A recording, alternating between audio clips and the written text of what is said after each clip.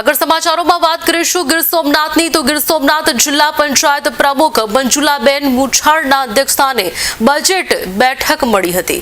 જિલ્લાનું સર્વાંગી વિકાસ સાથેનું 4.12 કરોડનું બજેટ સર્વાનુમતે મંજૂર કરવામાં આવ્યું છે। બજેટ બેઠકમાં સાંસદ રાજ્ય ચુડાસમા ધારાસભ્ય ભગવાન બારટ સહિત તમામ સદસ્યો ઉપસ્થિત રહ્યા હતા।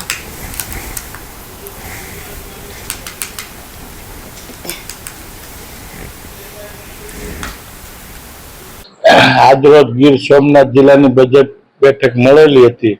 એમાં તમામ પદાધિકારીઓ એટલે કે અમારા સાંસદ શ્રી રાજેશભાઈ ચુડાસમા તેમજ ભગાભાઈ બારડ તાલાળાના ધારાસભ્ય, અમારા જિલ્લા ભાજપ પ્રમુખ શ્રી સંજયભાઈ પરમાર તેમજ પૂર્વ પ્રમુખ શ્રી મહેન્દ્રભાઈ પીઠિયા અને જિલ્લા પંચાયતના તમામ સદસ્યો હાજર હતા। અને અમોએ આ જિલ્લાના સર્વાંગી વિકાસ માટે 4.12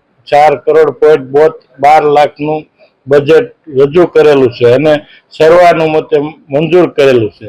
એવી જ રીતે અમારા 10% જે નાણાં પંચનું કરવાનું આવે એ પણ 550 લાખ રૂપિયા એટલે 5.50 કરોડ રૂપિયાનું બજેટ આયોજન મંજૂર કરેલ છે।